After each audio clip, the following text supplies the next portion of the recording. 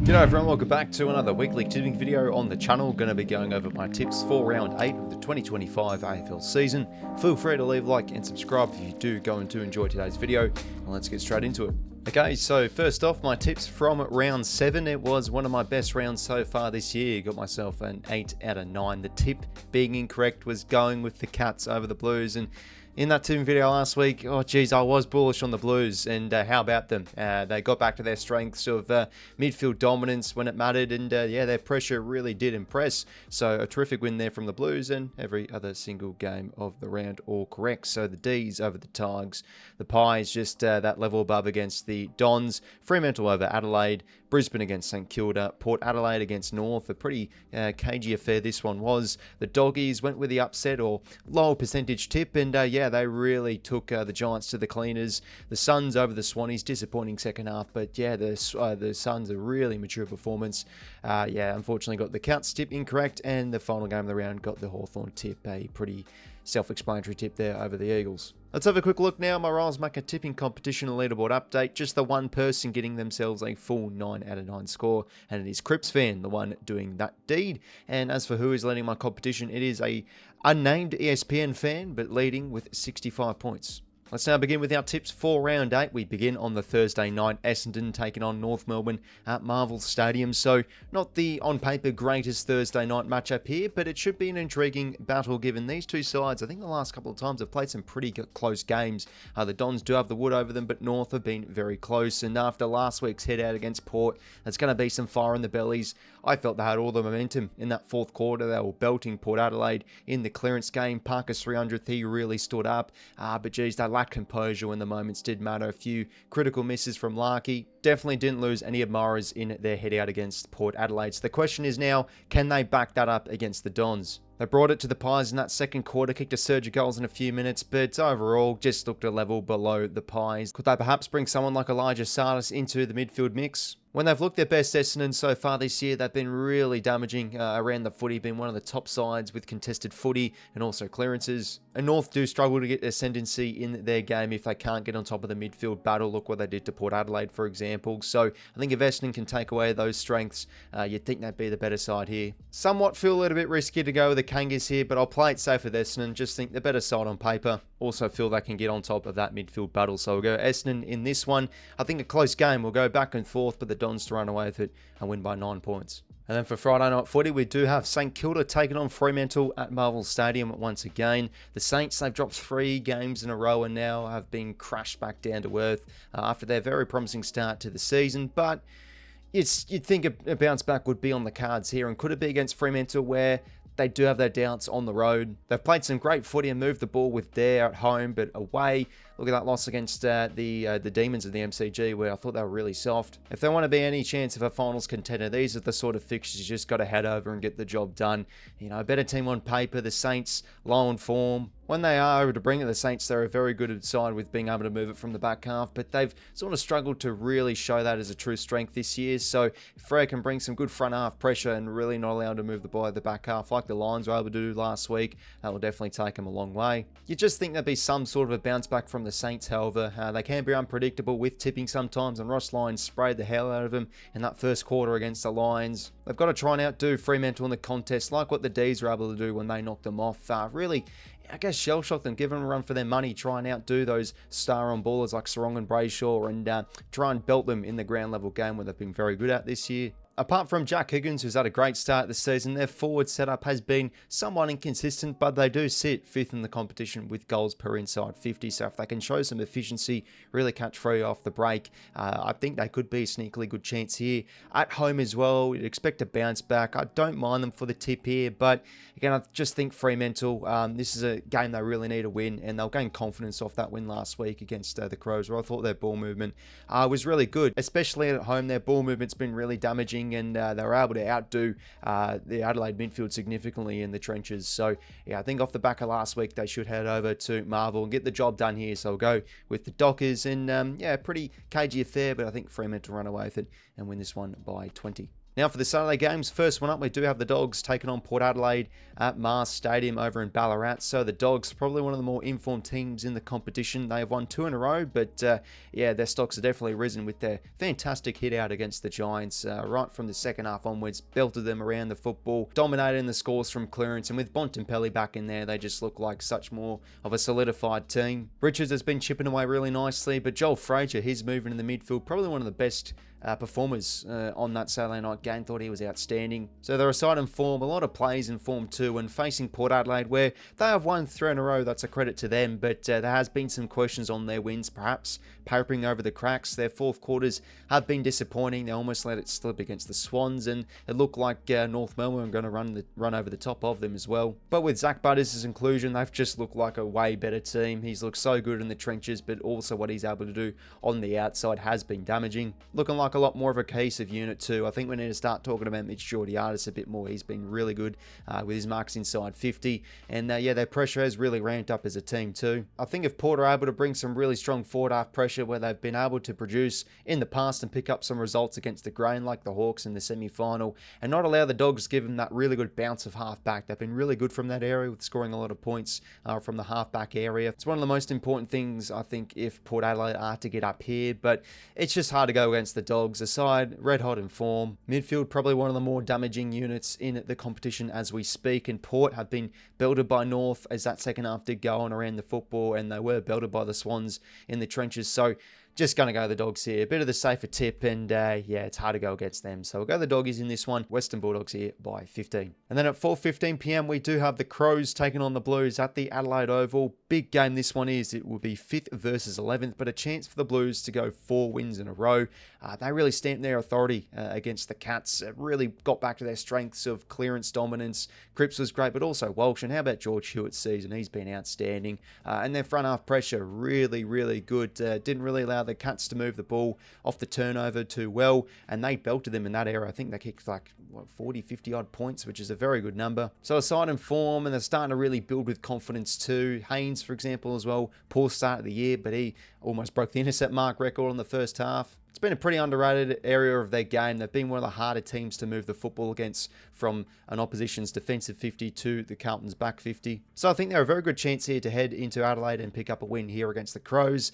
But you just give Adelaide probably a bit more of that advantage, given it is at home and they play their best footy at the Adelaide Oval. Midfield was concerning last week. Dawson, 0 touches in the last quarter, playing predominantly forward. You'd think, could he have a role change to somewhere like half back? And you had Matt Crouch also being subbed out as well. So they've got to bring some dominance in that midfield area. Can't let Carlton belt them. The Crows' ability, though, to move the ball from the back half, some of the best in the competition, ranked up there for points from defensive half. And they're a very good turnover team as well. Has to be some sort of response as well with Adelaide after a disappointing outing against the Dockers last week. Honestly, don't mind the Blues here. I could really see this given what they did dish up against the Cats. However, I will tip the Crows in this one. Darcy Folgert is expected to play this game, so massive inclusion there. Adelaide's front half game, especially at home, is one of the more dangerous units in the competition, so I think that could be key for them to getting over the top of that Blues defence and picking up the win here. So, going to go the Crows in this one. Again, fairly close game, I reckon, but Adelaide run away with this one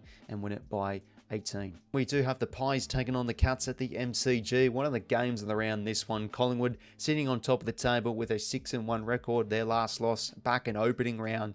They've just looked like such a solid team. They're really well balanced and looking great on all facets of the game. Strong team defence. They're getting it done in key moments in the midfield battle. And they've been able to slice opposition up with their quick ball movement by hand. So can they do the job here against the Cats? They most definitely can, given they are the favourites. But facing the Cats, always a tricky test. Most of that game against the Blues, their midfield really did lower their colours. A week's a long time in football, though. The Cats have been able to show dominance from clearance in a few of their wins this year, and especially their front half pressure as well. Speaking of pressure, the Pies area of that game has been very impressive. One of the best pressure sides in 2025, and it's been really noticeable in their past 2 wins over Brisbane and also Essendon. Pretty hard to go against the Pies with this one. They've looked terrific in almost every facet of the game, but as you've got to say sometimes in tipping videos, perhaps they could be due for a loss. loss, and the Cats, they're just a hard team to write off at times. So I might go against the grain and back in the Canners with this one. Definitely be wanting a bounce back and response, especially in that midfield. Just feeling the Cats in this one. I reckon they can stretch the Pies defence with their ball movement, but also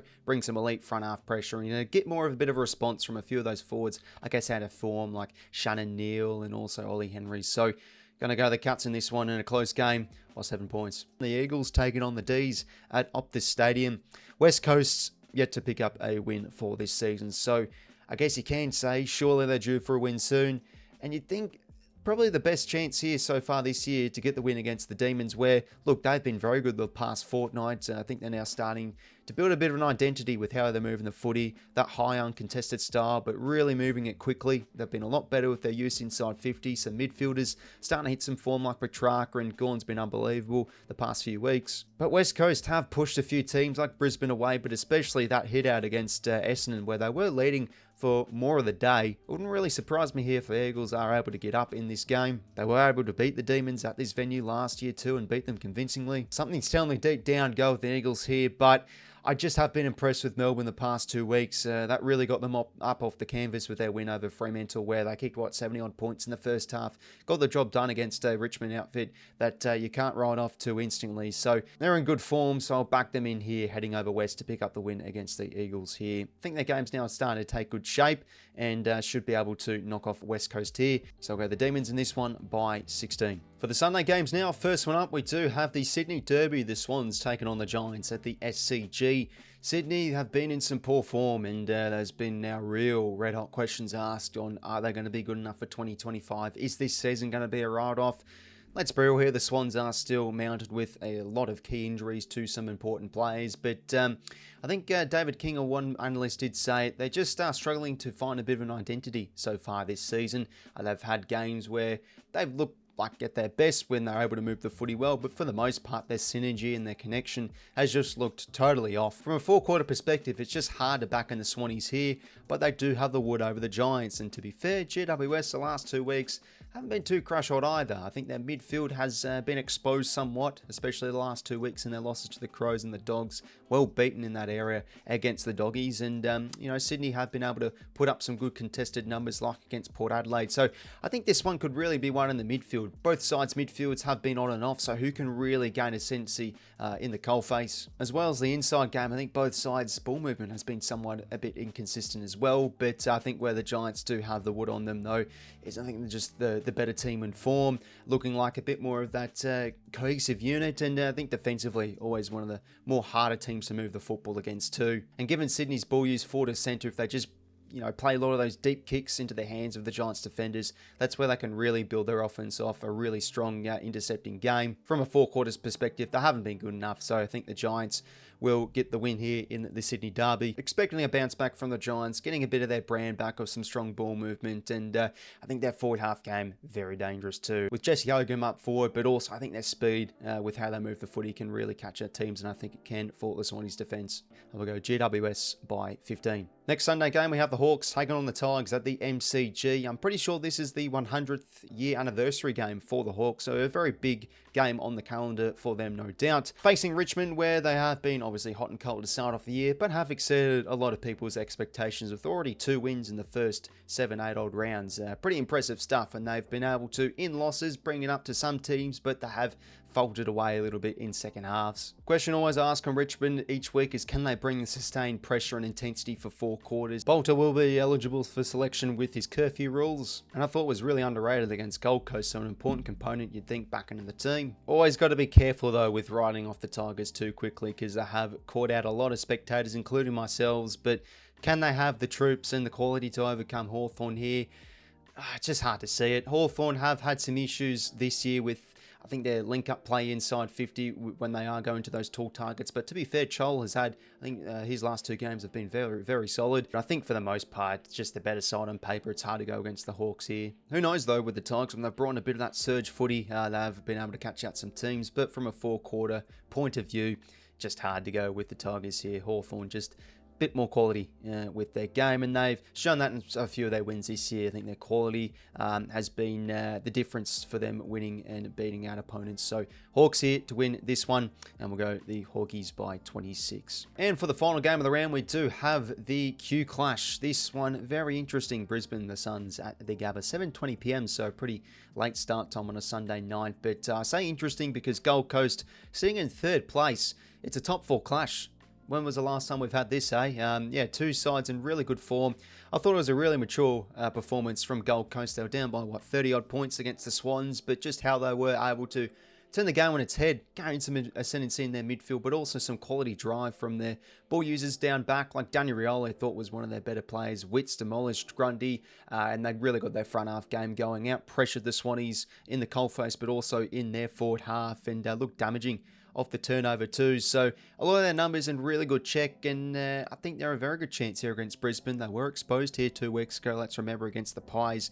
Brisbane are forced to go long down the line and pressured in their back half. So Gold Coast, if they can somewhat replicate that, decent chance here. But Brisbane, one of the more mature teams in the comp, and the better side on paper, and you know what you're going to get out of them. They're a hard team to tip against, especially at home. Looked absolutely dominant against the Saints last week. The ball was practically living in their forward half for most of the game. So there's been a lot to like with the Suns with how they have been playing. I think they are a very good chance here, but again, as I've said, it's just hard to go against Brisbane. They do have the wood over the Suns as well. Just have that feeling that they're going to have a really strong display from their midfielders like Neale, Dunkley and McCluggage. Feeling this one will be one of the games to watch for round 8. I think it will be back and forth, but Brisbane just a bit more of that prowess up forward, I feel. So we'll go the Lions, home field advantage as well, and tip them here by 10 points. So overall, there were my tips for round 8 of the 2025 AFL season. Let me know your tips down below in the comments section. Always love to hear your people's opinions. Will you be going for a few upsets? Let me know. And that's pretty much it from me, everybody. Make sure to leave a like and subscribe if you did come to enjoy. And until next time, I'll talk to you later. See you later, fellas.